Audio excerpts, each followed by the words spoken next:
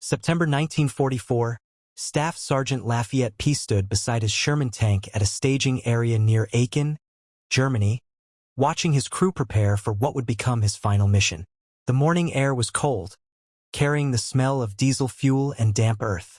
Around Poole, dozens of other Sherman tanks sat in formation, their crews running through pre-combat checks. Engines coughed to life one by one, filling the staging area with mechanical thunder. The ground trembled under 33-ton steel machines preparing for battle. Poole was 25 years old, 81 days in combat, 12 confirmed tank kills. The German defenders had fortified the Siegfried Line with Panthers, Tigers, and hidden anti-tank guns. Poole's unit would be pushing straight into them. Intelligence reports estimated at least 2 Panther companies defending the approaches to Muster Bush. He had been commanding Sherman tanks for 3 months. He knew the tank inside and out. Medium tank 33 tons, fully loaded 5-man crew powered by a Continental R975 radial engine producing 350 horsepower. The M4A1 model with the 76mm gun, maximum speed of 30 miles per hour on roads, 20 across country. The Sherman had one fatal problem that was killing American tank crews every day. Couldn't penetrate a Panther or Tiger from the front. The Panther weighed 45 tons, mounted a 75mm high-velocity cannon that could penetrate a Sherman's armor at 2,000 yards. Its frontal armor was 80mm thick, sloped at 55 degrees. A Sherman's 76mm gun needed to be within 300 yards to penetrate a Panther's side armor. The Tiger was even worse. 56 tons, 88mm gun, frontal armor up to 120mm thick. A Tiger could destroy a Sherman from 2,500 yards. A Sherman couldn't penetrate a Tiger's front armor at any practical combat range. American doctrine said Sherman crews should never engage German heavy armor hidden. Use speed, use numbers, flank them, hit the sides and rear. The 3rd Armored Division had lost heavy numbers of tanks in Normandy. Most were destroyed by German tanks that outranged them. He had watched tank commanders die following conventional tactics. The doctrine assumed Sherman crews would have time to maneuver, space to flank, support from artillery. In reality, combat was faster, closer, more chaotic. German crews exploited every hesitation. Poole developed a different approach. He drilled his crew constantly. Driver drills, gunner drills, loader drills. He timed everything. How fast could his driver execute a 90 degrees turn at full speed? How fast could his gunner acquire a target and fire? How fast could his loader chamber a round after firing? He pushed them until every action was instinctive. His driver was Corporal Wilbert Richards, 24 years old, from Cumberland, Maryland. Poole called him Baby, though others knew him as Red for his red hair. Richards was 5 feet 4 inches, had grown up working on farm equipment. He could feel when the transmission was about to slip, when the tracks were wearing unevenly. He drove with his hatch open always. His bow gunner was Private First Class Bert Close, 17 years old, from Portland, Oregon. Poole called him Schoolboy. Close wore wire-rimmed glasses and had lied about his age to enlist. He was skilled with the .30 caliber bow machine gun and never panicked under fire. His gunner was Corporal Willis O.L., 29 years old, from Morrisonville, Illinois. Poole called him Groundhog because of the permanent marks around his eyes from the gunsight cushion. Ola had worked as a machinist before the war. He had an instinct for target acquisition that P had never seen in another gunner. His loader was Technician 5th Grade Delbert Boggs, 22 years old, from Lancaster, Ohio. Poole called him Jailbird. Boggs had been given a choice by a judge back home: Army or prison on a manslaughter charge. He chose the Army. Boggs could chamber a 76mm round in 4 seconds flat. Poole's unit was Company 1, 32nd Armored Regiment, 3rd Armored Division. The division had sailed for Europe on September 5, 1943. Arriving in England on September 15, they trained near Liverpool for 9 months before entering combat on June 29, 1944 at Villers-Fozardin, Normandy. Poole's first Sherman was destroyed that same day by a Panzerfaust. His crew survived and received a replacement tank which they named in the mood after the Glenn Miller song. This second tank would be destroyed on August 17th by friendly fire when an American P-38 Lightning mistook it for German armor. Again, the crew survived and received their third Sherman, also named in the mood. Between June 29th and September 19th, P's crew had become the most effective tank hunters in the European theater. Their success came from aggressive tactics that violated conventional doctrine. When they spotted a target, Ola would fire immediately without waiting for perfect range. While the enemy reacted, Richards would drive straight at them, closing distance, changing angles. They kept firing and moving until the target was destroyed. On June 30th, 1944, Poole's crew engaged their first Panther near Villers-Facade. The German tank was hulled down behind a hedge 800 yards away. Most commanders would have called for artillery. P didn't hesitate. He ordered OL. The first round missed low. The Panther's turret traversed toward them. P ordered Richards to drive straight at the threat instead of reversing. At 600 yards, Ola fired again. The round bounced off the Panther's front armor. The Panther fired back. Missing by 3 feet, Richards kept driving forward. At 400 yards, the Panther fired again. The round hit Poole's Sherman, but didn't penetrate. At 300 yards, Richards swung the tank into a slide, presenting the gun to the Panther's exposed side. OL fired the moment the gun aligned. The 76mm round punched through the side armor. The Panther's turret lifted from internal pressure as ammunition detonated inside. They immediately engaged 2 Panzer IVs that tried to flank them. Ola destroyed both in less than 2 minutes. 3 kills in 4 minutes using tactics that doctrine said were suicidal. Poole's methods spread through the regiment. His aggressive approach, close quarters fighting, constant movement, and immediate firing without perfect positioning. These tactics kept crews alive against superior German armor. By August, dozens of tank crews in the 3rd Armored Division were using similar methods. The Germans noticed the change after action reports from Panzer units mentioned that American Sherman crews were fighting more aggressively, closing distance despite taking hits, forcing engagements at ranges where German armor advantages were reduced. Tactics that had worked for months were failing. Shermans that should have retreated were advancing under fire. Poole's combat record grew steadily. On July 21st near St. Lo, he destroyed 3 German tanks and 15 half-tracks in a single engagement. On August 2nd near Mortar, his crew knocked out 2 Panthers that had ambushed his column. On August 29th, P led an attack that destroyed multiple German positions, earning him the Distinguished Service Cross. By early September, P had destroyed 12 tanks and 246 other armored vehicles. His crew had killed an estimated 1,000 German soldiers and captured 250 prisoners. They had participated in 21 major offensive operations without losing a single crew member. Poole's battalion commander was Lieutenant Colonel Walter Richardson, a fellow Texan who had known P since training at Camp Polk, Louisiana. Richardson recognized P's exceptional abilities and often assigned him to lead columns despite P being a sergeant rather than an officer. P had refused promotion to maintain direct command of his tank. On September 17th, orders arrived for P and his crew to rotate back to the United States for a war bond tour. After 81 days of continuous combat, they would return home to help raise money for the war effort.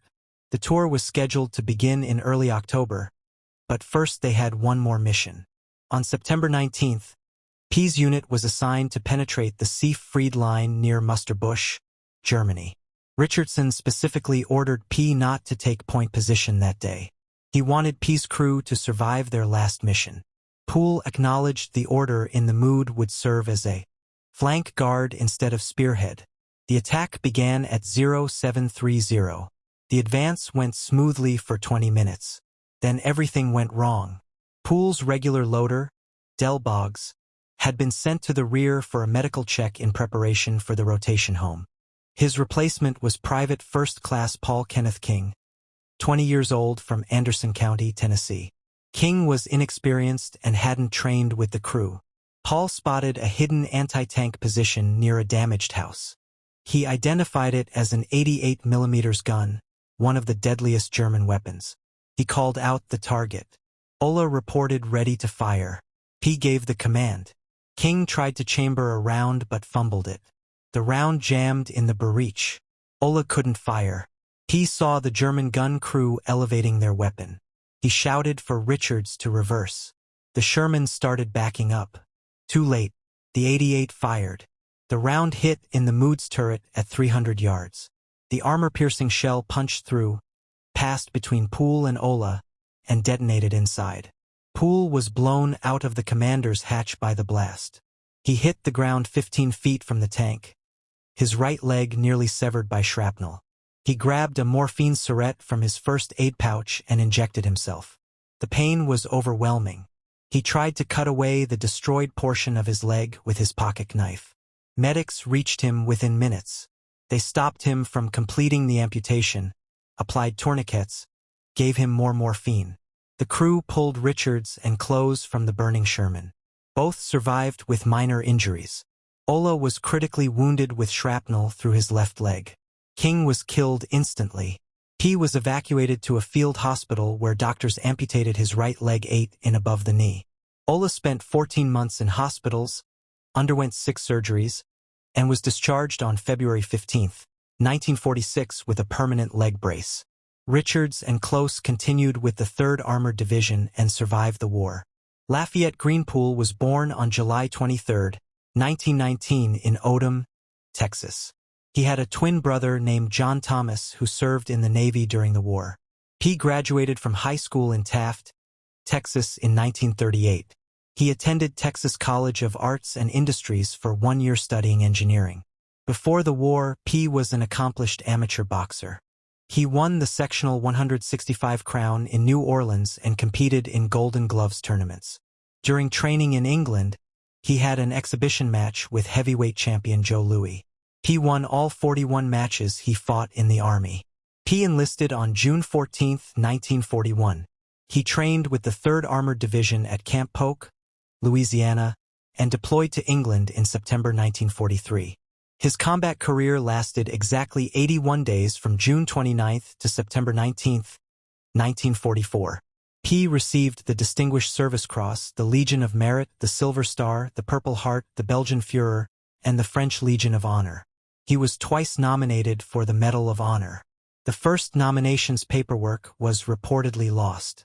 The second was denied because authorities determined his success was a crew effort rather than individual action. After the war, P was discharged in June 1946. He returned to Texas and opened a filling station in Sinton. He struggled to adjust to civilian life. In July 1948, he was allowed to re-enlist as one of 7 amputees recalled for their technical skills. He served as an automotive instructor with the 3rd Armored Division at Fort Knox, Kentucky. P retired on September 19, 1960, exactly 16 years after being wounded as Chief Warrant Officer 2, from Fort Sam Houston, Texas. He died in his sleep on May 30, 1991 at age 71. He was buried in Texas. In 1993, 2 years after his death, the Armored Force School at Fort Knox named a tank driver training simulator hall in Poole's honor.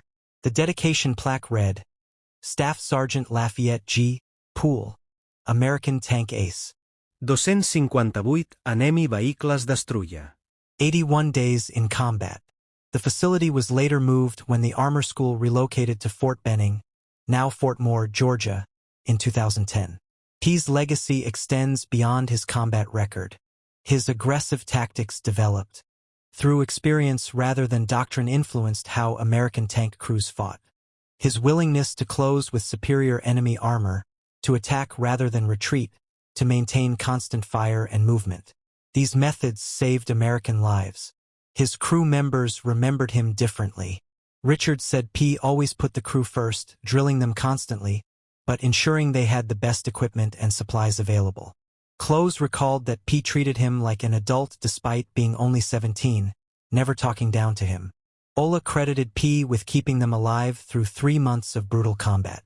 Boggs, who missed the final battle, spent decades wondering if his presence might have changed the outcome. Military historians have noted that P achieved the highest tank kill record of any American in World War II, despite fighting for less than 3 months. His 12 confirmed tank kills and 258 total vehicles destroyed remain unmatched. He accomplished this using standard Sherman tanks that were mechanically inferior to German armor. What made Poole exceptional wasn't superhuman ability or special equipment. He simply refused to accept that American crews had to die because German tanks were better. He developed tactics that maximized the Sherman's strengths, speed, and maneuverability while minimizing its weaknesses. He trained his crew to function as a single organism, each member knowing exactly what the others would do. He never wrote about his experiences. He rarely spoke about the war after returning home. When asked about his success, he credited his crew. When asked about his injuries, he changed the subject. He was a warrior who found his purpose in combat and struggled to find meaning afterward. The Sherman tank evolved during the war. Later models received improved armor and guns. The M26 Persian heavy tank arrived in early 1945 with a 90mm gun that could match German armor. But in the summer of 1944, American crews had to fight with what they had. Men like P found ways to win anyway. Combat creates its own mathematics. Statistics say a Sherman couldn't defeat a Panther in frontal engagement. Poole proved statistics wrong 12 times. Doctrine said to avoid close combat with German heavy tanks. Poole charged them anyway and lived while others who followed doctrine died. War rewards aggression and punishes hesitation. Poole understood this instinctively. His story demonstrates how innovation happens in combat, not through committees or studies, but through individuals who face problems directly and find solutions. Poole's tactics weren't approved by high command or taught in training schools. They emerged from necessity, spread through example, and saved lives through application. Today, Poole's name appears in military histories and tank warfare studies. The 3rd Armored Division Association maintains records of his achievements. Veterans who served with him share stories at reunions, but these remembrances capture only fragments of who he was. Lafayette Poole was a young man from Texas who became the best tank killer America produced in World War II. He fought for 81 days, destroyed 258 enemy vehicles, and lost his leg, ensuring his crew survived their final battle. He spent the rest of his life living quietly working with machines, rarely discussing what he'd done. That's how heroes actually are. Not larger-than-life figures from Hollywood, but regular people who do extraordinary things when circumstances demand it. Poole didn't fight for glory or medals. He fought to keep his crew alive and complete the mission. Everything else was secondary. If you found this story as compelling as we did, please take a moment to like this video. It helps us share more forgotten stories from the Second World War.